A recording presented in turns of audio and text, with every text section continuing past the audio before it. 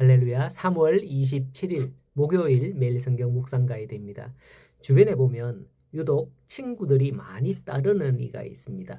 그런 분들을 보면 돈도 잘 쓰고 또 어떨 때 보면 자기 돈이 아닌 것 같은데 그걸로 잘 밥도 사주고 베풀기도 하고 이런 분들을 가끔 봅니다.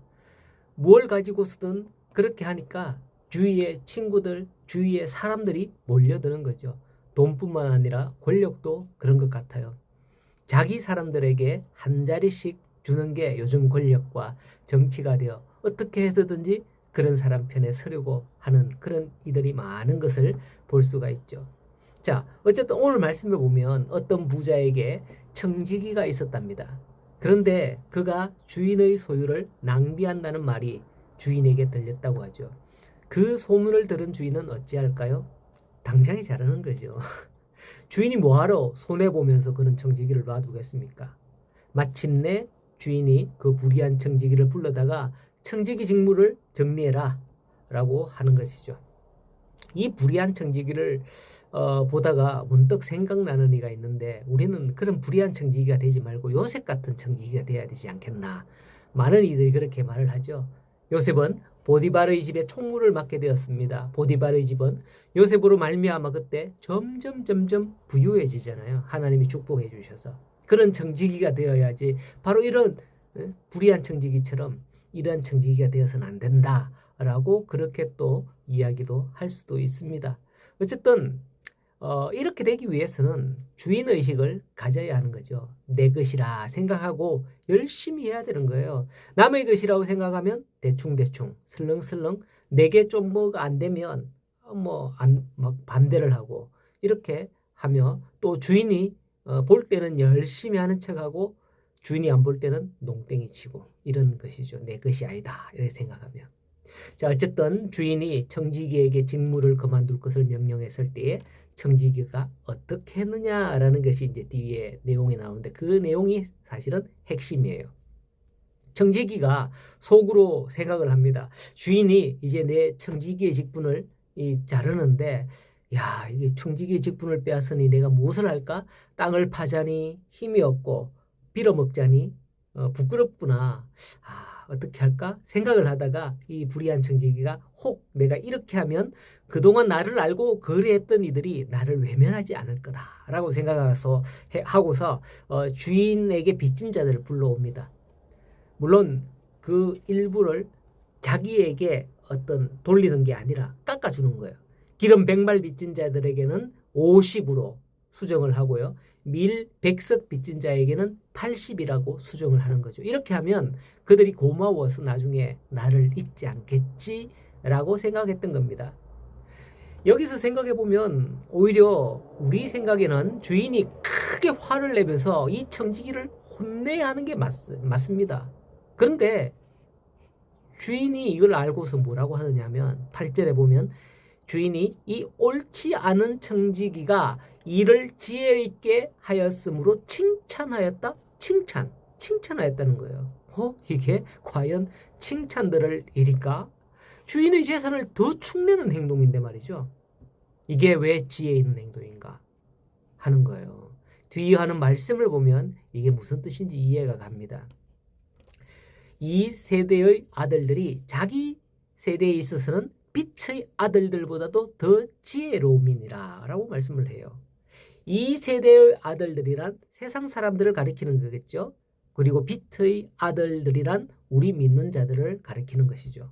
그런데 이 비유를 통해서 청지기의 행동으로 말미암아 믿는 자들보다 세상 사람들이 더 지혜롭다. 이걸 말씀하는 것 같네요. 이건 과연 어떻게 해석을 해야 될까요? 이것은 바로 앞장에 나왔던 탕자의 형, 첫째 아들이죠. 첫째 아들과 관련하여 생각해 보면 됩니다. 앞서 둘째가 아버지에게 자기 재산을 나누어 달라 했기에 아버지는 둘째의 몫을 나누어 줬죠. 그러면 남은 건 당연히 누구 거예요? 첫째의 것이죠. 하지만 첫째 아들은 자기의 몫인데도 제대로 사용하지 못했습니다. 어떻게 할 수 있느냐? 자기 친구들과 염소 새끼 하나도 잡아서 즐기지 않았었죠. 오히려 아버지에게는 불평을 합니다. 나한테는 염소 새끼 한 마리도 하도록 하지 않더니라고 불평을 했지만은 사실 그건 자기가 하면 되는 거지. 다 자기 건데. 자기가 하면 되는 거지. 그게 꼭 아버지에게 일일이 허락을 맡아야 되는 그런 일인가 싶어요. 가졌음에도 자기 것인 줄 모를 뿐만 아니라 사용도 안 해. 또 그것도 하나도 베푸는 걸 못 보죠. 자, 그러나 오늘 말씀에 이 불의한 청지기는 자기 재물이 아님에도 이렇게 깎아주고 함으로써 오히려 주인에게 칭찬을 받는다 하는 거죠. 그렇습니다. 오늘날도 보면 세상 사람들은 종종 그렇게 접대를 하는 경우가 많아요. 그걸로 인해서 소기의 목적을 이루고자 하는 것이고요. 이걸 좋은 말로 로비라고 하죠. 예. 세상은 로비가 없으면 뜻대로 하는 바대로 되지도 않는 그런 세상인 것 같습니다. 그래서 과거에 참 이 8, 90년대에 이 2000년 되기 전에 로비가 참 심했죠. 부정부패가 심한 나라일수록 이 로비가 심합니다. 참 접대 문화라고 그러죠.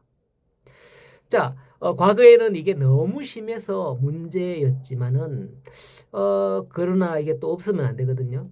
지금도 국세청에서는 기업의 어느 정도 로비 활동을 보장해주며 면세 혜택을 주는 걸로 알고 있습니다. 뭐 그게 한방편으로 법인카드나 뭐 이런 것들이죠. 제가 하고 싶은 말은 이건데 우리 기독교인들은 대체적으로 선하게 사는 게 옳다라는 생각을 해서 이런 걸 죄악이다 라고 여기는 경우가 많아요.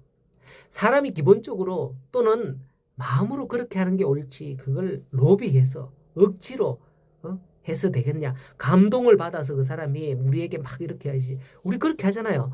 저 사람이 어떻게 하면 감동을 받을까. 감동을 받아서 이렇게 해야지. 이게 거의 대부분의 기독교인들의 인식입니다. 이런 것도 안 된다면 우리가 전도하기 위해서 상대방을 감동시키기 위해서 왜 밥을 사주고 왜 선물을 주고 왜 같이 시간을 내서 놀아주고 이러냔 말이에요. 그것도 일종의 뭐예요? 로비예요. 로비. 전도 로비. 감동을 주기 위해서 왜 하는 거잖아요. 생각해보니 이미 우리는 필요에 따라서 다 그렇게 하고 있어요. 그런데도 세상 사람들을 보고 욕을 해요. 욕을. 손가락질하고.